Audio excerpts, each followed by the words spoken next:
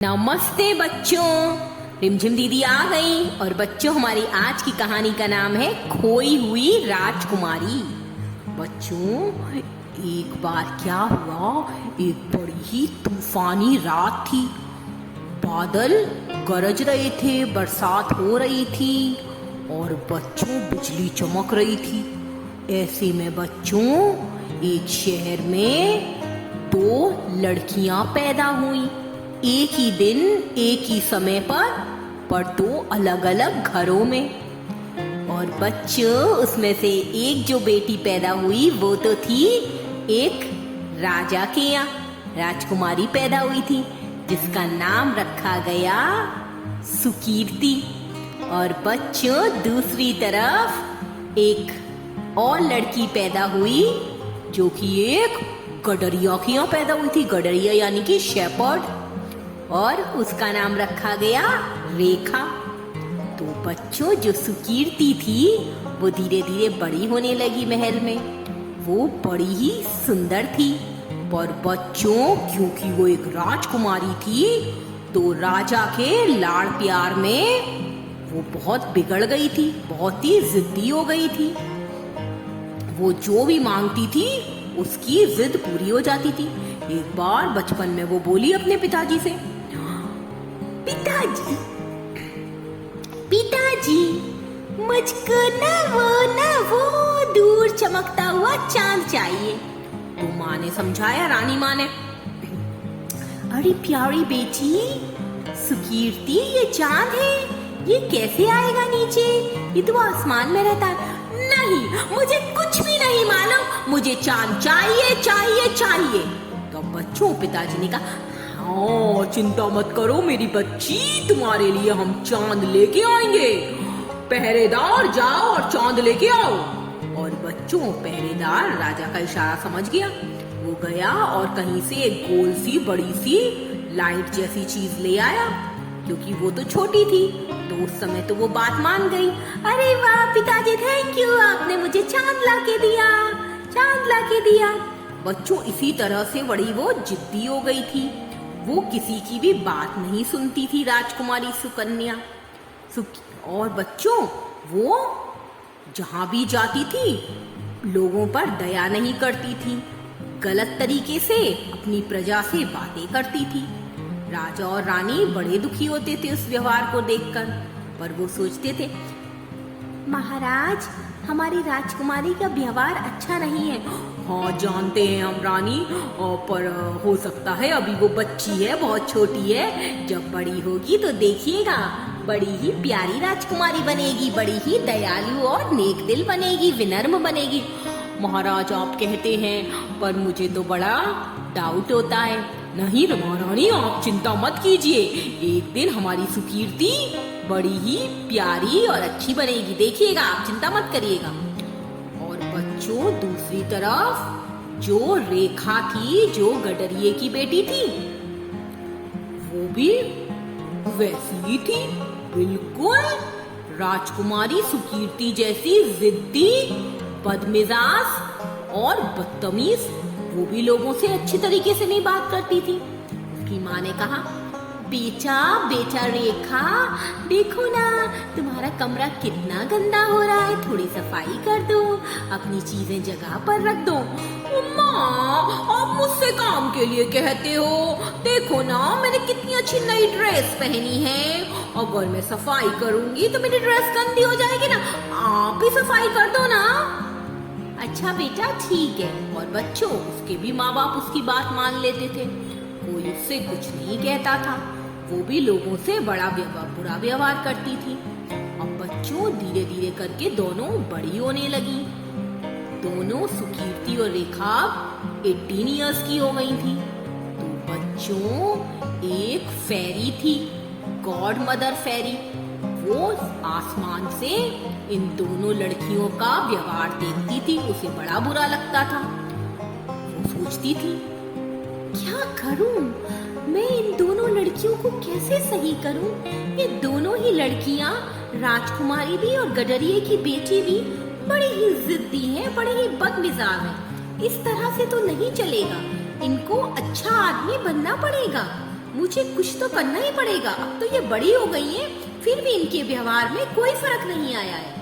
और बच्चों, ये सोचकर वो फेरी गॉड मदर जमीन पर उतर कर आई और वो सबसे पहले पहुंची कहाँ पर? राजा के महल में। राजकुमारी सुकन्या अपने गार्डन में घूम रही थी और गुस्सा होती जा रही थी। क्या है, इस महल से मैं तंग आ गई हूँ, यहाँ कोई भी मेरी बात नहीं मानता है, उकता गई हूँ मैं यहाँ से, मुझे कहीं और जाना है, मैं अब यहाँ पर नहीं रहूंगी। ऐसे गुस्सा होके नौकरों को डांट रही थी। और तभी गॉड मदर वहां पर आ गई, फेरी गॉड मदर। उन्होंने कहा, अरे बेटा सुनो तो। आप कौन हैं? यहाँ क्या कर रही हैं आप? बेटा, मैं फेरी गॉड मदर हूँ और मैं तुम्हारी सारी बातें जानती हूँ। अच्छा, मैं आप पे कैसे विश्वास करूँ? 2 साल पहले तुम्हारी बर्थडे पर तुमने एक नेकलेस मांगा था डायमंड का, पर तुम्हारे पिताजी महाराज ने तुमको नहीं दिया, तो तुमने अपने सारे खिलौने और कपड़े खराब कर दिए थे, याद है तुम्हें? ओह, पर आपको ये कैसे पता? मैं तुम्हारी गॉड मदर हूँ बेटा, मुझे तुम्हारी सारी खबर रहती है। अच्छा, तो अब आप यहाँ क्यों आई हो और क्या चाहती हो आप? तुम यहाँ से बोर हो गई हो ना अपने महल से? हाँ, बोर तो बहुत हो गई हूँ, यहाँ कुछ है ही नहीं करने के लिए, मजे ही नहीं आते मुझे, ये नौकर भी मेरी बात नहीं मानते, कोई भी मेरी बात नहीं सुनता है। अच्छा, तो चलो बेटा, मैं तुम्हें तुम्हारी किसी मनपसंद जगह पर छोड़ आती हूँ।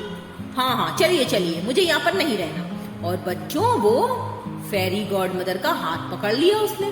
फेरी गॉड मदर आसमान में उड़ने लगी और पता है उसको कहाँ ले गई?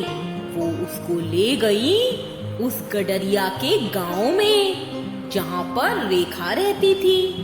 और उसने देखा, ये तो बड़ी सुंदर जगह लग रही है फेरी गॉड मदर, ऐसा करिए आप मुझे यहीं पर उतार दीजिए, बड़ा सुंदर सा लग रहा है, यहाँ पे हरी हरी घास है और कितने सुंदर सुंदर पेड़ हैं, नदी भी है नीले नीले पानी वाली, आप मुझे यहीं पर उतार दीजिए, मैं यहीं रहूंगी।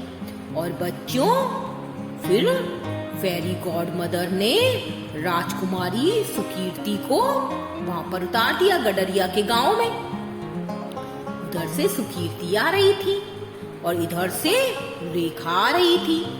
रेखा ने देखा, ये लड़की कौन है हमारे गांव में, पहले तो इसे कभी नहीं देखा है, पर फिर भी वो कुछ नहीं बोली।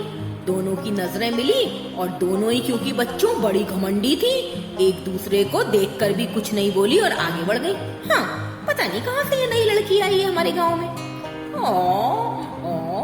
इतनी गंदी से कपड़ों वाली कौन लड़की है, राजकुमारी ऐसे बोलने लगी रेखा को देखकर। पर दोनों आगे बढ़ गई, दोनों एक दूसरे को मुंह चढ़ाकर। फिर थोड़ी देर बाद जो गॉड मदर थी बच्चों, वो रेखा के पास आई। रेखा बड़बड़ाती हुई जा रही थी, पता नहीं कितना गंदा गांव है, कितनी गंदी है यहाँ पर, बड़े बड़ा भी नहीं है कुछ, छोटे छोटे झोपड़े हैं, मुझे यहाँ बिल्कुल अच्छा नहीं लगता है। मुझ जैसी सुंदर लड़की को तो किसी सुंदर महल में होना चाहिए, मैं कहाँ रहती हूँ, ऐसा बच्चों बोलती हुई जा रही थी।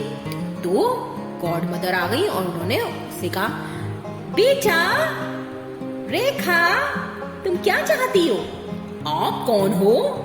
मैं आपकी गॉड मदर हूँ, फेरी गॉड मदर, आप जो चाहोगी मैं आपको वो दूंगी। अच्छा, मैं बाप पर कैसे विश्वास करूं? बेटा, आपने अपनी 16th बर्थडे पर जब आपको आपकी फेवरेट ड्रेस नहीं मिली थी, तो आपने बहुत शोर मचाया था और अपने पिताजी से लड़ाई भी की। बच्चों, ये सुनकर रेखा बोली, अच्छा तो आप मेरे लिए क्या कर सकती हो? बेटा, मैं तुम्हें तुम्हारी फेवरेट जगह पर पहुंचा सकती हूँ। अच्छा, आप सही बोल रही हो? हाँ बेटा, आप एक महल में जाना चाहते हो ना, चलो मैं आपको एक महल में पहुंचा देती हूँ। और बच्चों, परी माँ ने रेखा का हाथ पकड़ा, उसे आसमान में ले गई और उसको उसी शहर में ले गई जहाँ की राजकुमारी सुकीर्ति थी, और उसे महल के सामने ले जाकर छोड़ दिया और वहां से चली गई। अब ये बाहर खड़ी हुई थी रेखा महल के, इतना बड़ा महल तो उसने कभी देखा ही नहीं था। अरे वाह, कितना सुंदर, कितना प्यारा महल है। मैंने तो ये कभी नहीं देखा। चलो अंदर चलती हूँ। वो अंदर जाने लगी बच्चों तो पहरेदार ने उसे रोक लिया। ए लड़की, कहाँ जा रही हो? भैया भैया, महल के अंदर जाना था। अच्छा, ऐसे ही महल के अंदर तुम कैसे चली जाओगी? कौन हो तुम? फटे पुराने कपड़े पहन रखे हैं, इतनी गंदी सी लग रही हो। महल के अंदर तुम्हारा प्रवेश नहीं हो सकता। अब बच्चों वो सोचने लगी कि महल के अंदर कैसे जाए। तो तभी वहां पर महल के अंदर से एक लड़की आती दिखाई दी। उसने सोचा, लगता है ये लड़की महल के अंदर काम करती है, ये मेरी मदद कर सकती है। मैं ऐसा करती हूँ, महल के अंदर कुछ नौकरी कर लूंगी। और ऐसा सोचकर बच्चों वो उस लड़की के पास गई और उस लड़की से बात की। वो लड़की उसको अंदर ले जाने के लिए मान गई। और बच्चों फिर रेखा महल के अंदर काम करने के लिए पहुंच गई। अब क्या हुआ होगा बच्चों? रेखा पहुंच गई थी महल में और राजकुमारी सुकीर्ति पहुंच गई थी रेखा के गांव में। हाँ बच्चों, अब हम देखेंगे आगे की कहानी में कि दोनों के साथ क्या हुआ होगा। दोनों की जगह बदल गई है, दोनों एक दूसरे के घर में पहुंच गई हैं। एक लड़की महल में पहुंच गई है और एक लड़की गांव में, गडरिया के गांव में। ओके बच्चों, आगे की स्टोरी हम कल सुनेंगे।